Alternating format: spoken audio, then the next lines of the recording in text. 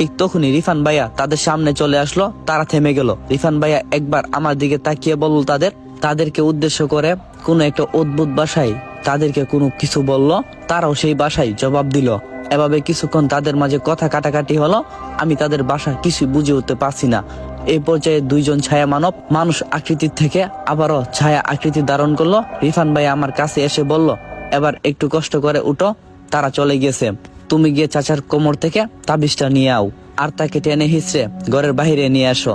আমি হাতের কাটা জায়গাটা চেপে ধরে ধীরে ধীরে দাঁড়ালাম এবং বললাম, আপনি তাদেরকে কি বললেন এমন?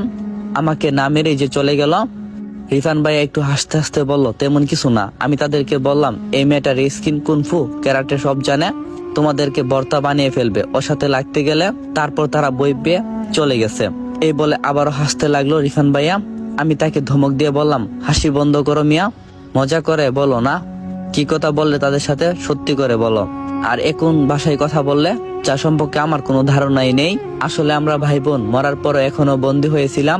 তখন হিন্নে হয়ে মুক্তি উপায় খুঁজছিলাম। কোনো এক অজানা কারণে আমি ঘরের বাইরে যেতে পারলেও ঋতু সেটা যেতে পারতো না। তাই আমি বাহিরে বাহিরে ঘুরতাম মুক্তির উপায় খুঁজতে। তখনই একজন ভালো বুজুর্গ জিনের সাথে দেখা হয়ে আমার। সে নদীর ধারে বসে নামাজ পড়ছিল। আমি তার পাশে গিয়ে রইলাম। নামাজ শেষ করে আমাকে দেখে উনি বুঝে গেছিলেন আমি এক বন্দি আত্মা।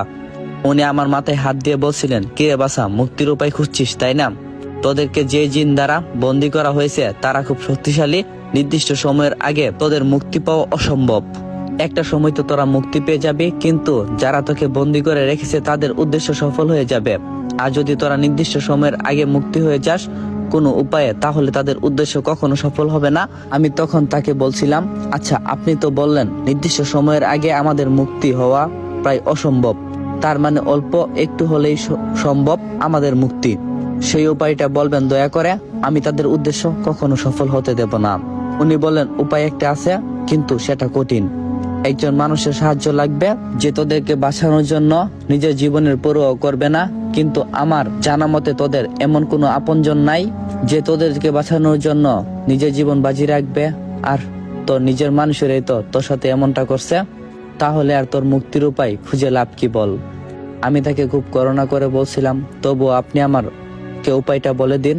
যদি কখনো এমন কাউকে পেয়ে যাই, সে আমাকে সাহায্য করবে। তারপর তো উনি আমাকে উদ্দেশ্য করে উপায় বলে দিলেন। তখন থেকে আমি এমন একজন মানুষের খুঁজেছিলাম যে সাহসের সাথে আমাকে সাহায্য করবে। আর তারপর তুমি এলে। তোমাকে এখানে নিয়ে আসার উদ্দেশ্য এটাই ছিল, আমি আর ঋতু মুক্তি পেলে তুমিও মুক্তি। আমি চুপচাপ সব শুনে বললাম, আচ্ছা এই তো বুঝলাম, কিন্তু এই ছায়া মানুষের সাথে আপনার কি সম্পর্ক? রিফান ভাইয়া বলল, আমি তাদেরকে সেই বুজুর্গ জিনের কথা বলছি। তারা তাকে চিনে, খুব সম্মান করে। সেই বুজুর্গ জিন আমার মাথায় হাত বুলিয়েছে এবং আমাকে সাহায্য করছে। শুনে তারা চলে গেছে। তারা সেই জিনের বিরুদ্ধে যেতে চায় না। আমি বললাম, ও আচ্ছা এখন বুঝলাম, কিন্তু আপনার আপনজনেরাই আপনাদেরকে এই অবস্থায় রেখেছে, এটা আমি বুঝলাম না। যাই হোক,